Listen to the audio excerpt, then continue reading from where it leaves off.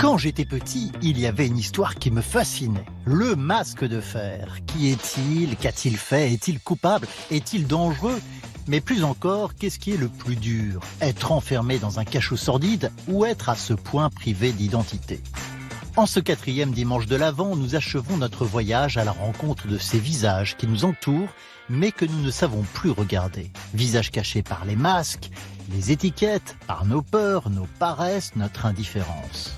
Dernière étape, justement sur la prison. Et au fond, pas besoin de masque de fer pour que la personne passée par là se retrouve avec un masque difficile à faire tomber, car des questions restent souvent sans réponse. La peine de prison efface-t-elle le mal commis? Efface-t-elle le sentiment de culpabilité? Ou laisse-t-elle une marque indélébile avec laquelle il faudra toujours composer, tant dans notre regard que dans celui qui n'en finit pas de purger sa peine?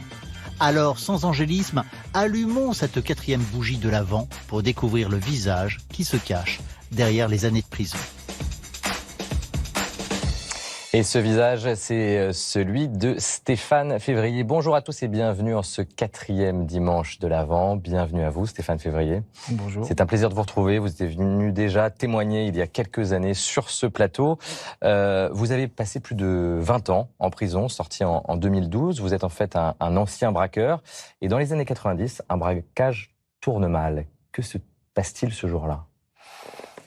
Effectivement, le braquage tourne très très mal et un jeune homme tombe sous mon feu et c'est un drame qui a complètement bouleversé ma vie et qui m'a amené à changer, à virer de tout au tout et à prendre une autre voie. Est-ce que vous pensez encore à la victime aujourd'hui ? Bien évidemment. Il ne se passe pas un jour où je ne pense pas à cette personne. Par décence, je ne la nommerai pas, mais en tous les cas, c'est une personne qui a un nom, qui a un prénom. C'est comme ça qu'elle accompagne ma vie. C'est une chose infinie. Une chose infinie, c'est pas une chose inachevée. Une chose infinie, c'est une chose qui ne verra pas de bout. Et cette personne sera avec moi et tout le restant de ma vie.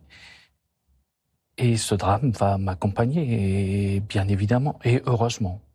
Vous vivez aujourd'hui dans un petit village, dans les Yvelines, pas très loin de la Normandie.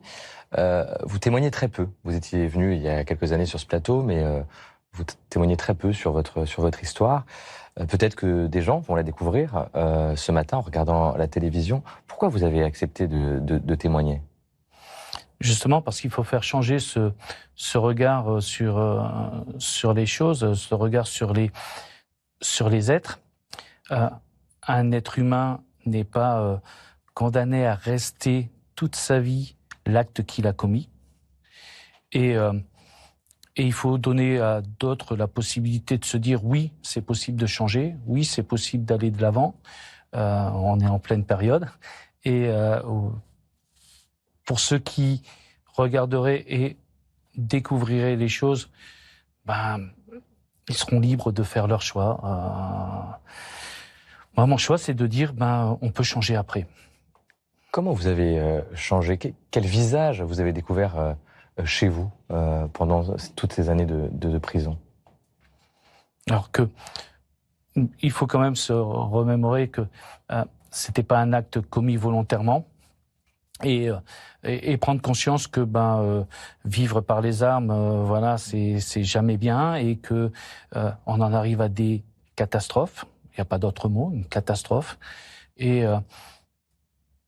il faut pouvoir changer ça, il faut pouvoir évoluer. Donc pour évoluer, oui, à la fois, il y a le regard que les êtres aimés vont porter sur vous, il y a le regard que vous allez porter sur vous-même, parce que pour changer, il faut d'abord accepter qu'il y ait quelque chose à changer. C'est pas, on change pas parce qu'on se lève un matin et devant le miroir, on se dit je vais changer. C'est accepter qu'il y ait quelque chose à changer et donc accepter l'inachevé, l'infini qui sera tout le temps avec vous et qui va vous permettre de vous accrocher à quelque chose qui va de l'avant. La peine de prison était nécessaire ?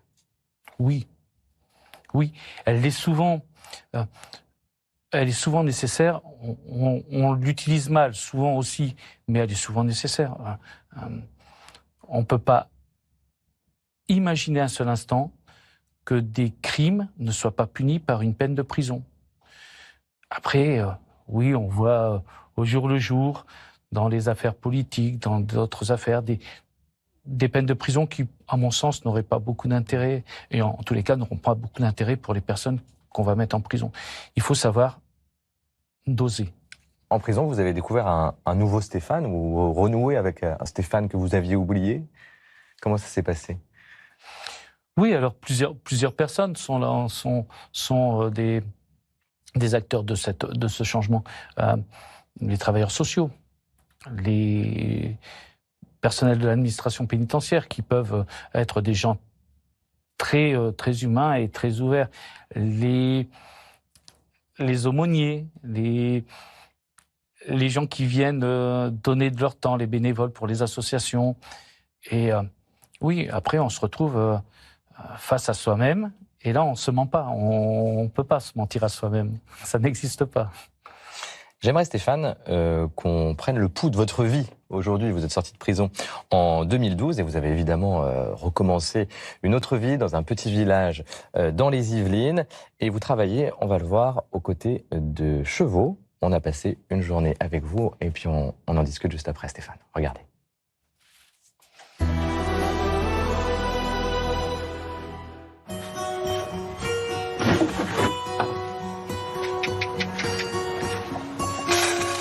Alors le choix que j'ai fait, c'est une qualité de vie, retour aux sources, des choses simples, avoir des poules pour avoir des bons œufs, être dans la nature. Ça y est, les poules sont nourries. Ouais, on va faire un petit café. Ah oui. Ici, je vis en colocation avec Ludo qui est ici présent et puis Vincent qui est un jeune chauffeur poids lourd qui part à la semaine. Donc il est peu présent, mais ça a permis d'amoindrir le loyer. Ça permet de prendre des repas ensemble, ça permet d'échanger. Alors le fait que Stéphane soit un ancien détenu, ça interpelle forcément. Puisqu'on ne sait pas à quelle personne on va avoir affaire, on ne savait pas à quoi il avait été condamné et pourquoi. J'ai appris à le découvrir en essayant de faire un petit peu abstraction de son passé. Et j'ai découvert une personne qui était toujours disponible, prêt à rendre service, qui dormait très peu, qui nous a toujours surpris énormément.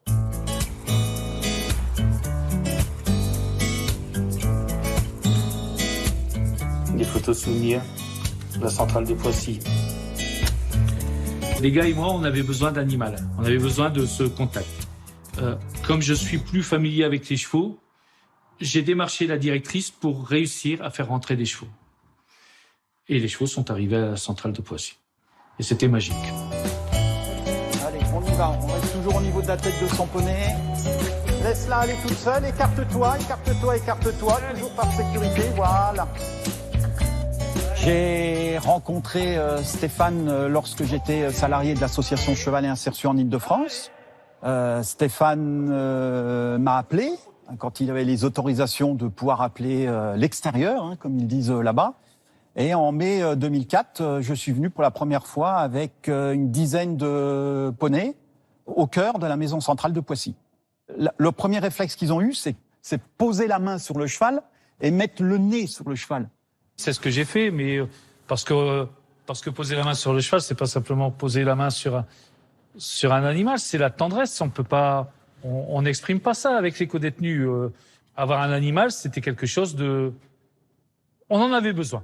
Le cheval fait pas de différence. Le cheval juge pas. Le cheval sont des éponges à émotions. Quelquefois, on va pas bien, on l'approche pas bien et le cheval est pas là alors qu'il était là d'habitude. Ça nous remet en place souvent. Il y a une amitié qui s'est mise en place et on continue à se voir, si c'est pas au quotidien, c'est régulièrement. Je suis le dirigeant d'une société qui commercialise des vents pour le transport des chevaux et une partie activité atelier, réparation des remorques. Stéphane est un bon bricoleur, mais un bricoleur qui travaille avec sa tête. Il est capable de fabriquer des pièces qui n'existent pas. En électricité, il se débrouille plutôt très bien aussi. En mécanique, il n'y a rien à redire. Actuellement, il est en statut de chômeur. Je souhaiterais qu'on trouve une solution pour pouvoir l'embaucher. On est complètement complémentaires, donc ça devrait fonctionner. Voilà, une journée avec vous, Stéphane. Vous aviez une entreprise pour le transport de chevaux. Là, vous allez entamer une nouvelle activité, on l'a vu dans le reportage. Mais les chevaux, qu'est-ce qu'ils vous apportent, fondamentalement? Fondamentalement, c'est réellement un échange. Il faut avoir côtoyé des chevaux pour s'en rendre compte. C'est un échange qui est... on donne tout ou on reçoit rien. C'est tellement simple. Si vous donnez tout à votre cheval, vous allez recevoir en rapport. Si vous lui donnez pas tout, si vous n'êtes pas 100% franc avec lui, si vous n'êtes pas 100% sincère, il sera pas là. Et c'est ce que vous dites dans le reportage, il n'y a pas de jugement. Aucun. C'est réellement une histoire de donner par-dessus. On est bien dans le pardon, sans avoir besoin de le demander, c'est donner par-dessus. On a fait la connaissance avec votre colocataire, qui dit bien, quand vous arrivez, bon, il se méfiait un peu. Il y avait cette image de l'ancien braqueur, celui qui a tué, qui a fait de la prison, qui arrive. Est-ce qu'elle pèse encore, cette image de celui que vous étiez avant? Est-ce que vous vous sentez encore jugé, en gros? Alors, quelquefois, oui, bien évidemment. Heureusement, c'est pas tout le temps. Ça pèse surtout quand les gens découvrent. Quand les gens découvrent, ils ont un petit recul, c'est bien normal. Mais justement, après, soit il n'y a plus rien, et puis c'est du passé, la relation qu'on avait est du passé, soit au contraire, ça permet de passer au-dessus de l'acte. Ça revient à la personne. Et là, quand j'ai la chance que ça revient à la personne, je suis le plus heureux des hommes. Vous jugez vous-même aussi? Est-ce que vous avez appris aussi, j'imagine, à changer de regard sur vous-même? Oui, forcément. Et quand on obtient cette capacité-là, parce que je pense qu'on doit l'acquérir petit à petit. Et c'est un don. Bonjour, on nous donne ce...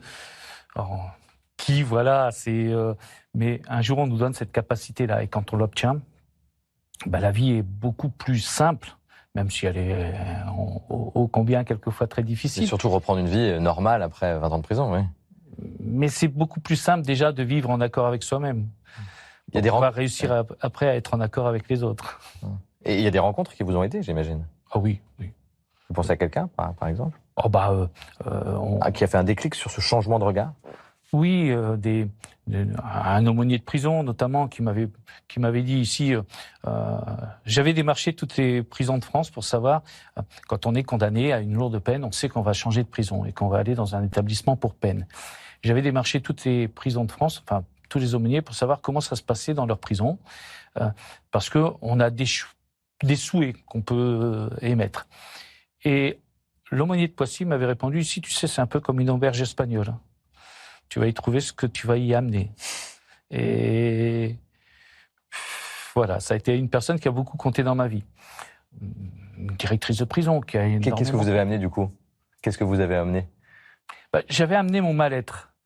Et j'ai vu que dès que j'avais posé mon mal-être, dès que j'ai posé mes valises, ça a fonctionné beaucoup mieux. Vous avez été vous-même, quoi? Oui. On ne peut pas rester tout le temps celui qui a été condamné et le responsable de l'acte. Donc il faut poser. Et une fois qu'on a posé, effectivement, on comprend mieux le pourquoi. Ici, c'est une auberge espagnole. Alors ce que vous me dites me fait penser à une phrase biblique bien connue. En vérité, je te le dis, aujourd'hui, tu seras avec moi dans le paradis. C'est ce que Jésus dit au bon larron crucifié en même temps que lui, un malfaiteur donc. Comment vous l'entendez, cette phrase?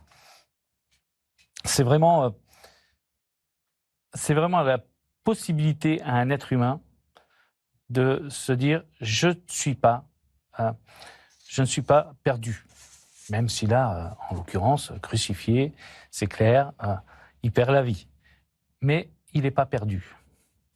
Et le fait que le Christ lui tend la main à ce point-là,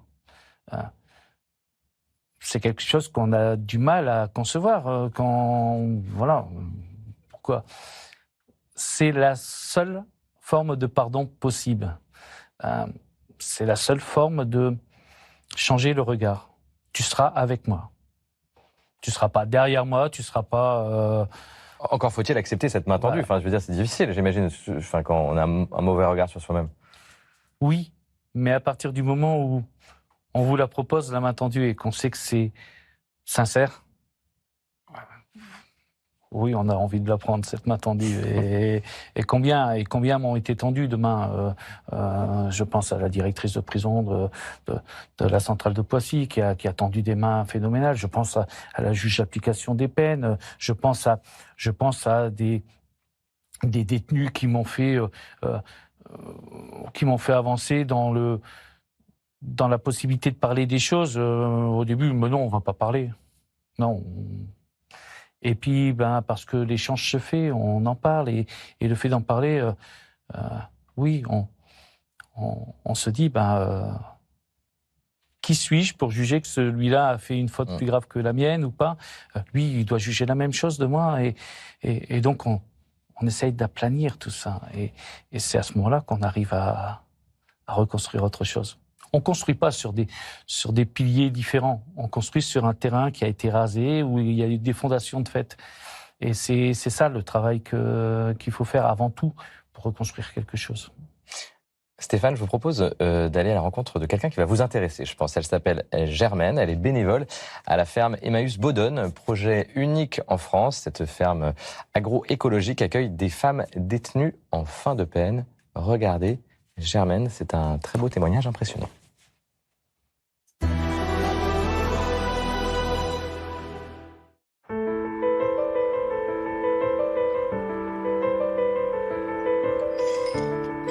Je m'appelle Germaine, j'ai 2 enfants, 2 petites filles, mais dans ma vie, je me suis toujours engagée. Et aujourd'hui, je suis à la ferme d'Emmaüs Bodonne, au bureau de l'association. J'ai une formation de juriste, on est une structure d'accueil, et en même temps, sur le plan du travail, c'est un chantier d'insertion. La structure, elle est habilitée pour accueillir des femmes jusqu'à 2 ans de fin de peine. Je suis naturellement portée vers l'accompagnement social, juridique, ce que je sais faire, quoi. Je suis quand même un peu investie au quotidien dans la vie des femmes et c'est ce qui m'intéresse, c'est d'apporter mon soutien et manifester ma solidarité vers des femmes. Donc, on nous aide pour trouver du travail, du logement, pour certaines personnes qui ont des projets de reconversion. Moi, je trouve que c'est un très bel endroit, en fait. C'est pas être enfermé dans notre mètre carré, qui aide quelqu'un demain à être une personne meilleure. Moi, ce qui m'intéresse, c'est d'être avec elle, de donner ce que je peux. Moi, pour moi, c'est une autre femme à qui je vais tendre la main. C'est ça qui donne du sens à ma vie, qui donne, au-delà d'un épanouissement personnel, ça donne du sens aussi à ma foi. Et c'est cette double fidélité et au Christ et à l'homme, mais à l'homme qui est petit, qui est tombé, qu'il faut qu'on relève. C'est pas possible qu'il y ait en France que 4 personnes qui sont susceptibles de venir dans une structure comme ça. Il faudrait toujours que cette structure soit remplie. Il y a un travail qui a été fait auprès de l'administration pénitentiaire, auprès des juges.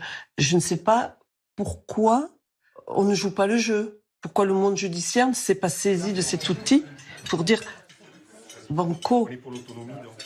Et quel beau témoignage, celui de Germaine. Stéphane, qu'est-ce qui vous fait réagir dans ce qu'on vient d'entendre et de voir? Alors, il y a le fait de dire, ça donne un sens à ma vie. Le fait de donner un sens à une vie, c'est très important. C'est la manière de toujours remettre sur l'ouvrage sur le métier et de dire, oui, on va aller plus loin. On va faire que ça puisse fonctionner pour ces gens-là, les aider. La reconstruction commence souvent par une aide importante. Là, en l'occurrence, c'est vraiment, c'est posé. Et après, il y a pourquoi l'administration pénitentiaire, pourquoi la justice ne s'est pas plus intéressée à cet outil. Alors, on est en plein dans la thématique. On est dans le regard. Aller mettre 20 personnes détenues, enfin, anciennes détenues, en fin de peine, dans des champs d'un village, créerait probablement plus de problèmes qu'en mettre 4.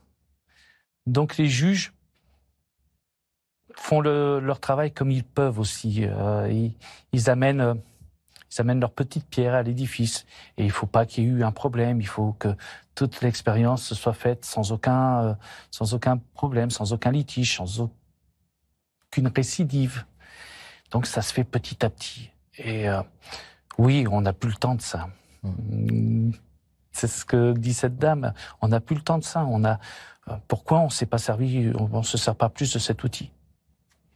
Parce que c'est la justice des hommes. Je sais que vous aimeriez aussi, vous, témoigner maintenant, aller en prison, témoigner auprès des détenus. Pourquoi vous avez envie de faire ça avec des associations, une association en particulier?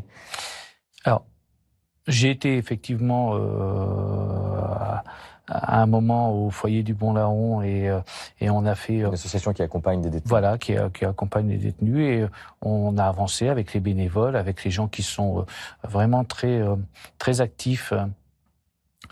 Et actuellement, il y a un projet qui parle de justice un peu réparatrice. Alors, bien évidemment, c'est pas la réparation au sens profond du terme, c'est plus la justice qui répare les êtres. Et je pense que beaucoup de personnes, jeunes ou moins jeunes, en prison, ont aussi cette démarche à faire. Demander le pardon, c'est quelque chose de très difficile. J'en avais parlé la dernière fois qu'on s'est vu. C'est quelque chose que moi j'ai pas fait par respect, hein, pas par envie de pas le faire, mais par respect. Il faut que ça puisse aussi changer. Le regard des gens et le regard des gens là-dessus doit changer. Et c'est pour ça aussi que je veux aller témoigner. Montre-moi ton visage. Je vous rappelle que c'est le thème de notre Avant cette année. Je vous ai demandé de choisir un visage. Vous avez choisi un très beau visage, celui d'Alexandre Jolien, qu'on connaît bien dans cette émission, le philosophe, qui porte aussi et est porteur de handicap. Pourquoi vous avez choisi ce visage? Alors, pour conclure l'émission. C'est une personne qui vit le message du Christ en permanence, sans le revendiquer. Il se revendique un peu bouddhiste, à moitié chrétien, à mi-chemin entre les deux. Et il le vit très bien. C'est quelqu'un qui parle de choses sensées. Quand il cite Nietzsche, qui dit être un voyageur sans bagage, c'est le commencement de la joie. On l'a aussi pour Saint Paul, par exemple. Et pour vous, en quoi il vous rejoint, Alexandre Jolien? Parce que voilà, chez lui, il y a juste une part énorme d'humanité et qui rend tout possible. Donc voilà, c'est vraiment ça. C'est par l'humanité, on peut tout rendre possible. Et sans jugement. Et changer le monde. Merci Stéphane. J'espère que vous aurez une pensée pour qui, pour Noël, qui arrive dans une semaine? Noël est une période de fête en famille, donc j'ai des enfants, des petits-enfants maintenant, des petites filles. Je vais aller passer un peu de temps avec elles. Et puis, ben oui, il y a tous les gens qui ont besoin aussi de bouger. Cette humanité, on l'oublie trop souvent. Pour conclure. Tous ceux qui sont dans le besoin. Très bien. Merci Stéphane. Il est temps de passer à la culture. Et vous le savez, chez nous, en ce moment, elle est représentée par Gladys Mariva. Bonjour Gladys. En l'absence de Constance de Bonaventure, nouvelle fois maman que nous embrassons, nous pensons à elle. Ce matin, Gladys, pour commencer, vous nous proposez une idée de sortie pendant les vacances de Noël à Paris, au Petit Palais. Oui, le théorème de Narcisse de Jean-Michel Othoniel. C'est une exposition gratuite à voir jusqu'au 2 janvier. L'artiste sculpteur français, on lui a proposé de réenchanter ce palais palais qui a été construit il y a plus d'un siècle. Et c'est une vraie réussite, hein, dès l'entrée du palais avec la rivière bleue qui est comme une cascade de verre qui miroite et qu'il faut remonter pour entrer dans le musée sans marcher dessus, bien entendu. La visite se poursuit à l'intérieur dans le sous-sol du musée où l'on entre dans une salle un peu dans la pénombre avec une multitude d'œuvres colorées, donc bleues, or, rose, noir, qui sont suspendues au plafond, sur le sol, sur les murs. On peut aussi s'asseoir dans la grotte de Narcisse. Quand on est là, on se sent dans une espèce de contemplation méditative. On voit aussi notre visage se refléter sur les objets ainsi que tout ce qu'il y a autour de nous. Et puis le clou du spectacle se situe dans le jardin que Jean-Michel Othoniel a aménagé en s'inspirant en fait de la végétation. Donc on voit ici le lotus d'or qui trône au milieu du bassin. On se balade d'ailleurs entre les bassins et les bosquets pour découvrir les œuvres d'art. Je vous propose de regarder une vidéo sur la conception de ce jardin du lotus d'or.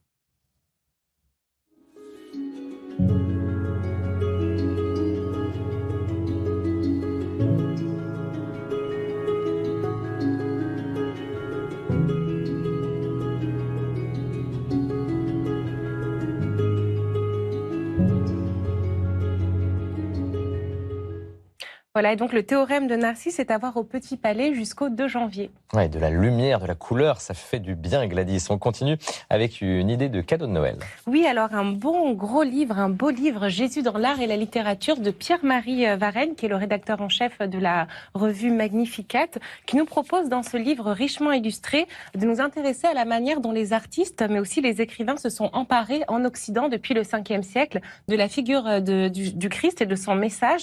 Alors l'ouvrage propose en fait de mettre en dialogue une centaine d'œuvres d'art avec, donc comme ce tableau, hein, la visitation au soleil couchant. Il est mis en dialogue avec des passages de la Bible, mais aussi avec des textes littéraires très divers. Hein. On lira par exemple Blaise Pascal, Mallarmé, mais aussi Michel Houellebecq. Le livre permet également de voir la grande variété des représentations du visage du Christ, hein, comme ici avec le couronnement d'épines, tel que sculpté sur la porte d'une église en Bretagne, à Pontivy. On voit comment, selon l'époque, le style et la sensibilité des artistes, il y a à chaque fois une nouvelle dimension, une nouvelle émotion dans le visage. Par exemple, on va le voir dans la gravure très connue de Claude Mellan, La Sainte Face, qui date du XVIIe siècle et qui nous livre une version épurée et sensible du visage du Christ. Alors c'est une œuvre à retrouver parmi donc une centaine d'autres dans ce beau livre Jésus dans l'art et la littérature, coédité par Lamartinière et Magnificat. C'est beau ces visages du Christ. Il a quel visage pour vous? En quelques mots, Stéphane, le Christ, Jésus? Il a le visage d'un homme bon, en tous les cas. Je pourrais pas croire en un visage de dictateur, en tous les cas. C'est pas possible. Gladys, on continue en partant à Strasbourg où vous nous emmenez. On fait un détour pour découvrir un joyau spirituel situé à côté de l'église où nous allons célébrer la messe. Mais là, vraiment, on va découvrir quelque chose de très beau. On voulait vraiment vous y emmener. Oui, quelque chose d'unique, hein, c'est l'église de la Très Sainte Trinité qui est implantée dans la verdure en centre-ville de Strasbourg. Elle a été inaugurée en 1966 dans le quartier de la Citadelle. L'édifice a été créé après les destructions de la Seconde Guerre mondiale, comme tout le quartier. On remarque tout de suite l'architecture expérimentale, étonnante, chose que l'on pouvait se permettre à une époque et dans une région où la foi était solide. Donc c'est une œuvre du français Joseph Belmont qui possède une ligne d'une minceur virtuose qui rappelle l'architecture brésilienne de la même époque. Les murs sont comme une peau tendue sur le squelette de l'architecture.